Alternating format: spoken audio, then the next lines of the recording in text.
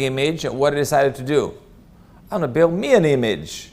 And not only that, I'm going to have everybody worship that image. And Meshach, Shadrach, and Abednego, what did they say? No, we're not going to do that. And he got him in trouble. He got him in quite a bit of trouble. Let's see what happened. Let's please read chapter 3, verses 4 through 7. Actually, you know what? Let's just read first verse 1, 3:1. 3:1. Okay? Nebuchadnezzar the king made an image of gold, whose height was 60 cubits and its width 6 cubits. He set it up in the plain of Dura in the province of Babylon. 60 cubits. How high is 60 cubits? 1,080 inches. Okay, that helps a lot. Can you put it in feet? 90 feet. 90 feet, thank you. I was working centimeters. Millimeters.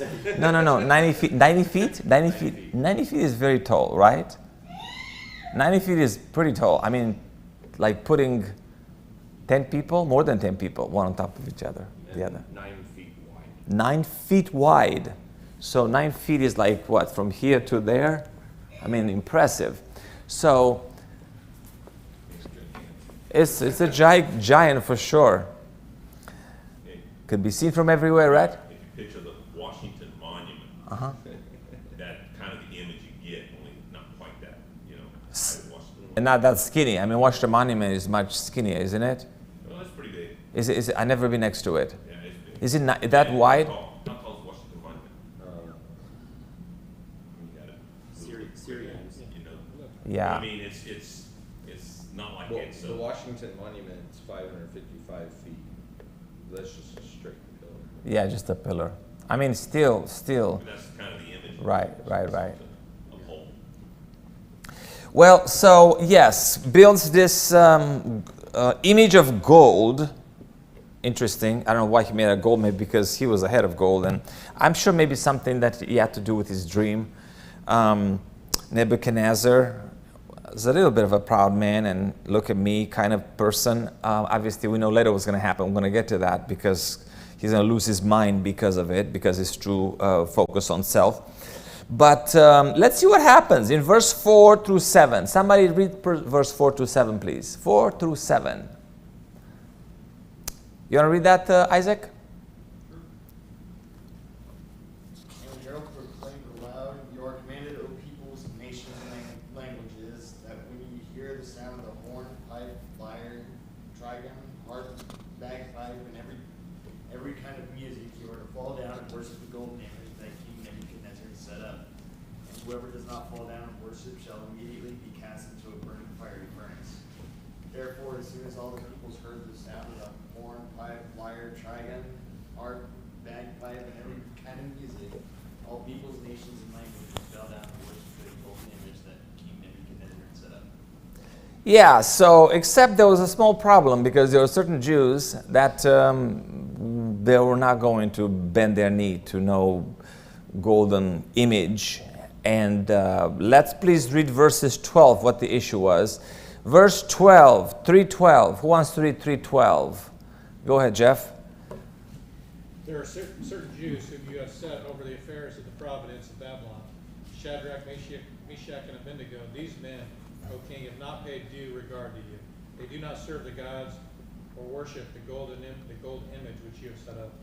Yeah, so keep in mind, this incident happened just to the three friends of Daniel. Daniel, I can imagine that he actually was falling in line to worship that image. Yes? You got to remember, though, Daniel had these three set in the province, and Daniel set at the gate, so he wasn't with them. He wasn't. At this moment in time, so no telling what Daniel's Right. probably doing the right thing. Yeah. Now, keep in mind, it is possible that Daniel was in a different category because do you remember what happened with Nebuchadnezzar? When he interpreted the dream, Nebuchadnezzar put him very high. He made him like the governor. He made him like the first in command. He made him like the chief of all the wise people. So I think he was in a select VIP area that nobody's going to mess with him to say, well, you're not worshiping this image.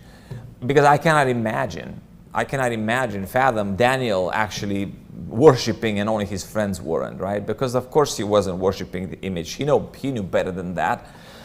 But his friends, Shadrach, Meshach, and Abednego, obviously they were spotted that they weren't doing it, and somebody got very upset.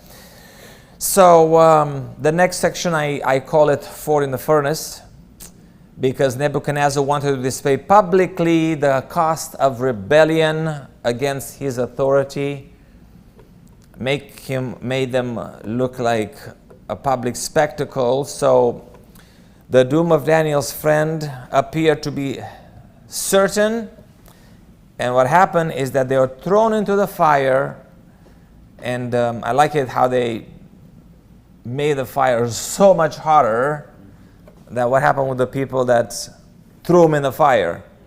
They are burned out. So it's a little bit intimidating to think that you're going to, even the person near the fire, they were killed because of the fire. But the three friends, see what happens to the three friends. So Daniel chapter 3, let's read verses 24 and 25, please. 24 and 25. Go ahead, Kay. Then King Nebuchadnezzar was astonished, and he rose in haste and spoke, saying to his counselors, Did we not catch 3 men bound into the midst of the fire? They answered and said to the king, True, O king. Look, he answered, I see 4 men loose, walking in the midst of the fire, and they are not hurt, and the form of the fourth is like the Son of God. So, isn't that amazing? So you have Shadrach, Meshach, and Abednego in the fire, and then a fourth person appears. And it says here that the fourth is like the Son of God. Who do you think it references here? So you say Jesus. I think it's Jesus too. Obviously, it's a divine presence. It could have been the angel of the Lord. It could have been, obviously, for sure, it was one of the person of the Godhead was right there in the midst of the fire with them. And the most amazing thing that happened is, of course, when Nebuchadnezzar saw that, what did he think? What did he say? Something like, wow. It's like, what is going on here? And calls them out, come out. And of course they come out, and it's amazing that they didn't even smell like fire or like smoke. I mean, sometimes you're like getting close to fire and you feel like, okay, you smoke now. You feel like you smell like smoke, but they didn't even smell. The clothes were not singed, nothing, not a hair was burned, because Jesus was with them. Let me see. You had your hand up, and then.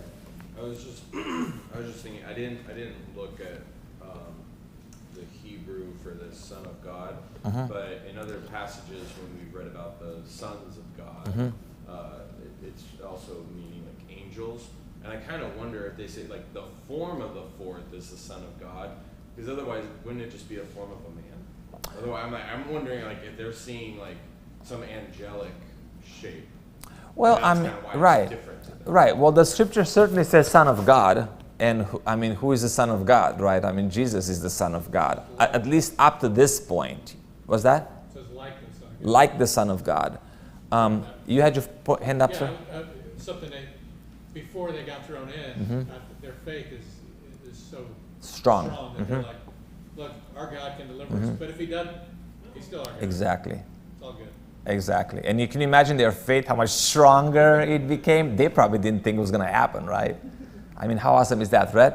Yeah, I mean, when he says, I see 4 men loose walking in the midst of the fire, definitely the image of 4 people. And you can only imagine the glory of God and his greatness is always something that kind of makes you expound. Plus, this is inspired. So. The only thing that was burned is their tied hands. You know, the ropes around their hand were melted instantly. So very, very powerful. And of course, after that incident, what did Nebuchadnezzar say? Oh, you people, if anybody says a word against, the God of Shadrach, Meshach, and Abednego, death, right? So, oftentimes we can take that as an application for us, because sometimes we hesitate. Our faith is weak when we go to different trials. Okay, your trials may not be as tough as being tossed into a burning fire, but when you allow yourself to walk in the fire, that means whatever comes on, you are going to do whatever it takes, then God is going to be there with you in the fire. Jesus is going to be there with you in the fire, and you're going to make it through. You're not going to be consumed. And when you go through that fire, you're going to be even stronger on the other side when you go through a fire. So oftentimes in our life, we have these periods of fire. There's so many applications here that we can take from this story. And knowing that if you allow yourself to stay in the fire, because if the fire is the only option as opposed to denying God, that actually will strengthen you, will make you better. Right? Just like gold is purified by fire. Oftentimes throughout our life, we have events that have that ability to purify us, to make us better. And oftentimes just by saying, well, I'm not going to go to the fire, find the shortcut, it doesn't change you. And look, imagine how Shadrach, Meshach, and Abednego were changed because of that incident. It's God's way of transforming and forming and molding our hearts. Yeah. To His plan. Absolutely. Absolutely. That is so true. So, any questions so far, chapter 1, 2, and 3? Okay, we're going to move a little bit faster because this is a pretty big book. And the things that we don't cover, obviously, we're going to leave uncovered because we're not going to read every single thing. But this is very fascinating to me, how fast these events took place and how powerful it might have been. Can you imagine being tossed in the middle of a fire, and then they just walked outside, nothing happens to them?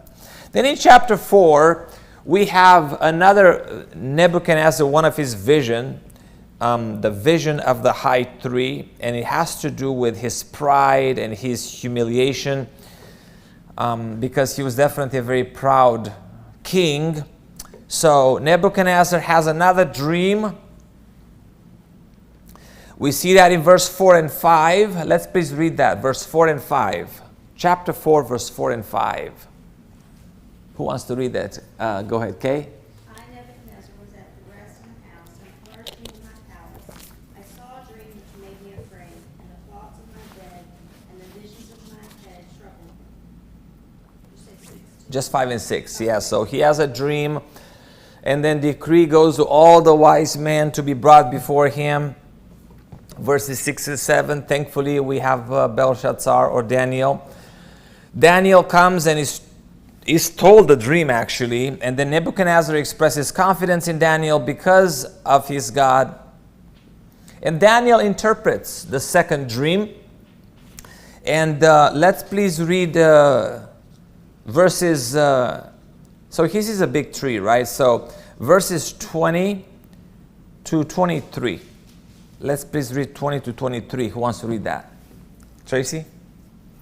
The tree that you saw, which grew and became strong, whose height reached to heaven, and which could be seen by all the earth, whose leaves were lovely and its fruit abundant, and which was food for all, under which the beasts of the field dwelt, and in which branches the birds of the heaven had their home. It is you, O king, who have grown and become strong, for your greatness has grown and reaches to the heavens, and your dominion to the end of the earth. And inasmuch as the king saw a watcher, a holy one, coming down from heaven and saying, chop down the tree and destroy it, but leave its stump and roots in the earth, bound with a band of iron and bronze in the tender grass of the field. Let it be wet with the dew of heaven, and let grace with the beasts of the field, till 7 times passes over him. This is the interpretation, O king, and this is the decree of the Most High, which has come upon my lord the king. You can read actually through to 27, please. 27. Yeah. They shall drive you from men, your dwelling shall be with the beasts of the field, and they shall make you eat grass like oxen.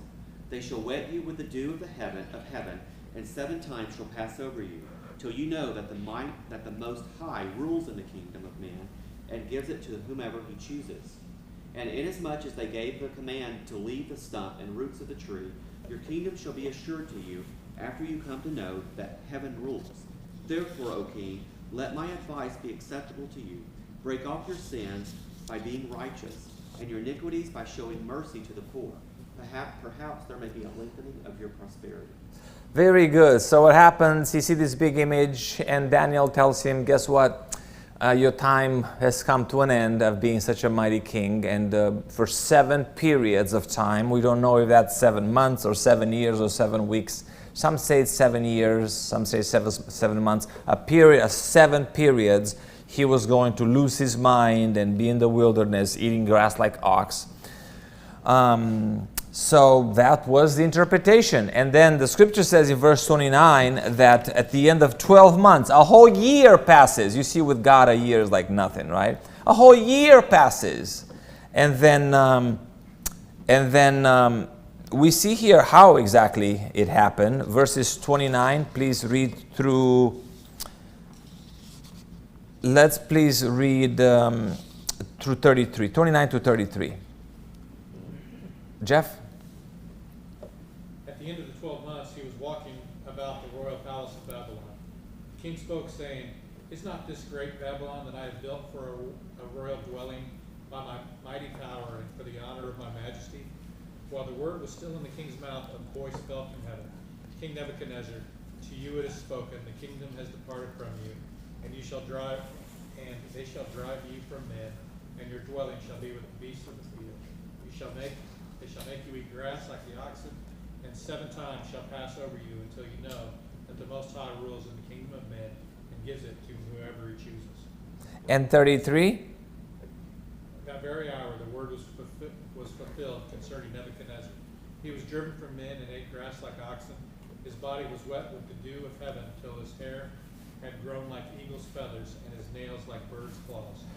Is this not great Babylon, something that I built? So we know that God has major problem with somebody having such pride, and obviously God blessed him so much, and then he took that glory all for himself, thinking, I have done all this. That was really his sin, and that was in his heart.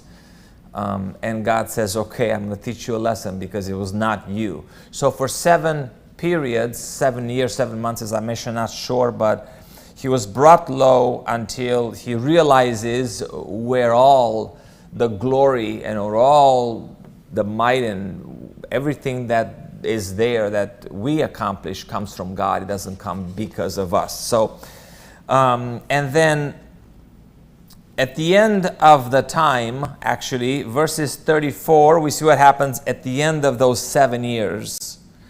Obviously, he lost his mind or something was going with him, but after 7 periods of time, whether it was 7 years or 7 months, we don't know, his mind comes back to him and he comes to his senses. And I love this passage where it says that, let's please read 34 to 37. Who wants to read this? 34 to 37. Go ahead, okay? At the end of the time, I, Nebuchadnezzar, lifted my eyes to heaven, and my understanding returned to me, and I blessed the Most High and praised and honored him who lives forever. For his dominion is an everlasting dominion, and his kingdom is from the generation to generation. All the inhabitants of the earth are reputed as nothing, and he does according to his will in the army of heaven. And among the inhabitants of the earth, no one can restrain his hand or say to him, what have you done? At the same time, my reason returned to me, and for the glory of my kingdom, my honor and splendor returned to me. My counselors and nobles resorted to me. I was restored to my kingdom, and excellent majesty was added to me. Now I, Nebuchadnezzar, praise the extol and honor the King of heaven. All of his works are truth, and his ways justice, and those who walk in pride he is able to put down. Phew. So that's very powerful there. So Nebuchadnezzar learns, what does he learn? Learns humility, right? Something he didn't have before. It took him 7 years or a long period of time for him to come to his senses. But life was very different for him, right? Because now we see extolling God and praising God and acknowledge that everything comes from God. So that's something that we also should learn, the fact that everything comes from God and we don't take credit for anything because all the credit goes to God. And that's really how this section ends of Daniel chapter 4. And our time is up. So I appreciate your participation. Let's just continue on Wednesday. Okay, thank you.